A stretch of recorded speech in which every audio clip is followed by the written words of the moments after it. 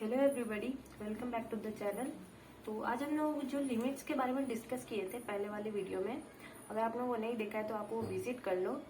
उससे ही रिलेटेड आज हम एक क्वेश्चन करेंगे और उसके बाद कुछ और कॉन्सेप्ट्स के बारे में बात करेंगे, ठीक है। तो हमारा सबसे पहले क्वेश्चन क्या है कि limit x tends to 0 1 minus cos x root under cos 2x divided by x square, ठीक है। ये हमारा क्वेश्चन है।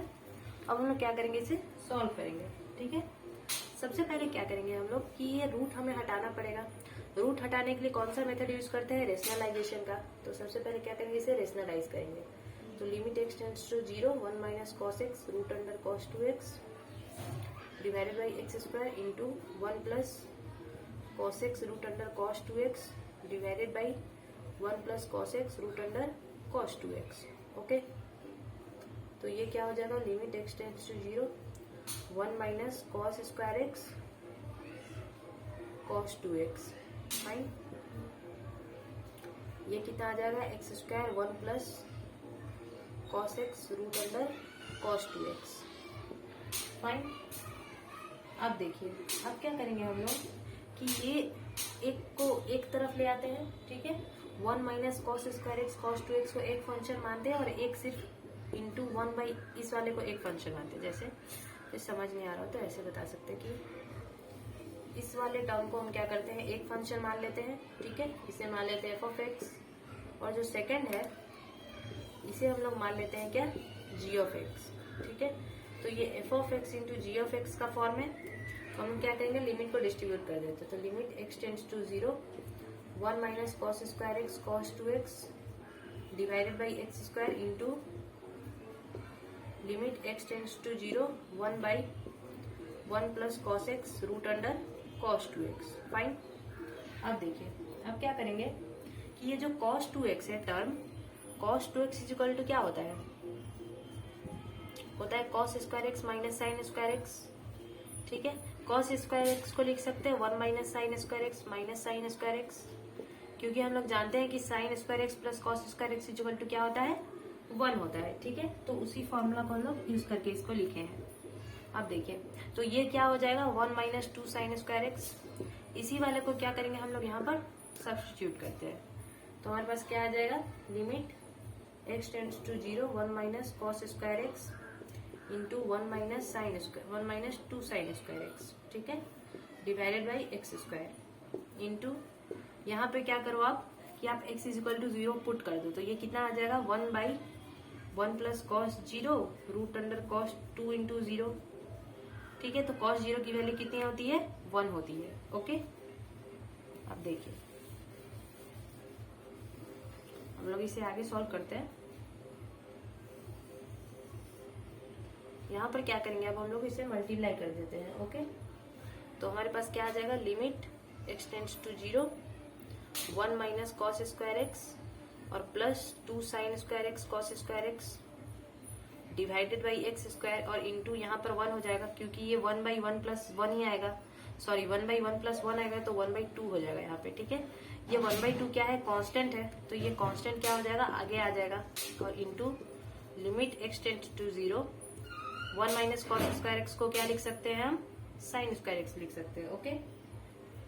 तो यहाँ पे लिख देते हैं sign square x plus 2 sine square x cos square x. अब देखिए, आप यहाँ पे क्या कर सकते हो कि 2 sine square x cos square x दिया हुआ है और हम लोग जानते हैं कि साइन 2x का फॉर्मूला क्या होता है, 2 साइन एक्स कॉस एक्स होता है। अगर मैं दोनों साइड स्क्वायर करूं तो क्या आएगा, sine square 2x is equal to 4 sine square x cos square x.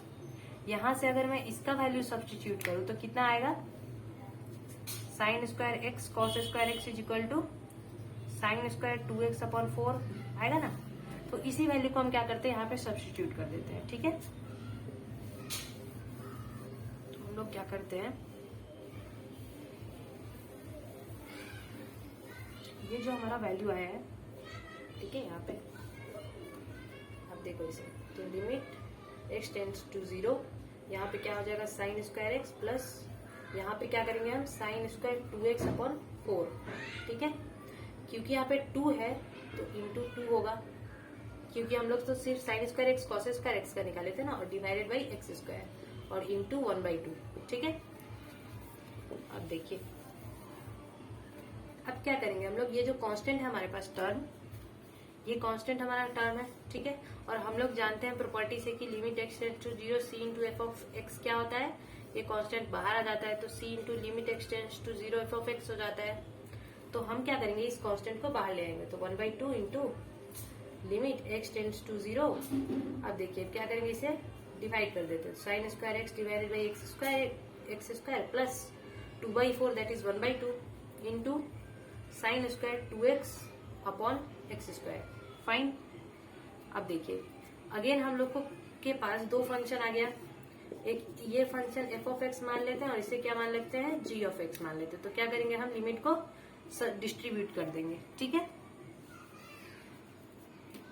तो हम क्या करते हैं कि लिमिट को डिस्ट्रीब्यूट कर देंगे, तो क्या आएगा 1/2 limit x tends to 0 sine x by x का होल स्क्वायर लिख सकते हैं इसको, और plus 1/4 into limit x tends to 0 sine square 2x divided by x square. अब देखिए यहाँ पर आप एक चीज गौर करो कि यहाँ साइन स्क्वायर 2x है, और हम लोग फॉर्मूला क्या जानते हैं कि limit x tends to 0 sine x upon x is equal to क्या होता है 1।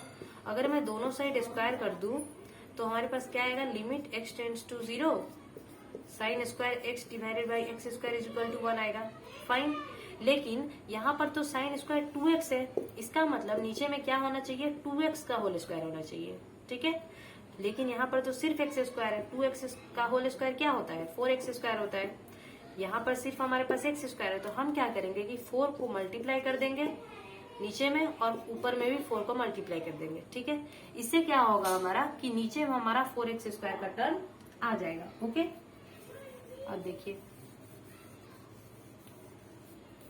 अब क्या हो जाएगा हमारा इक्वेशन, यहाँ पे तो 1/2 इंटू 1 का स्क्वायर आएगा, क्योंकि साइन एक्स बाई एक्स का होल स्क्वायर क्या होगा आपको 1 ही आएगा, तो 1 का स्क्वायर, और प्लस 1/4 इंटू यहाँ पे आप देखिए क्या हो जाएगा कि limit 2x tends to 0 sine 2x upon 2x इन सब का होल स्क्वायर इंटू 4। ठीक है, ये 4 एक बाहर आ जाएगा आपको, और ये सारा टर्म क्या चला जाएगा, एक में चला जाएगा। ठीक है, इस 4 से ये 4 क्या हो जाएगा, कैंसिल हो जाएगा, और इसकी वैल्यू 1 आ जाएगी।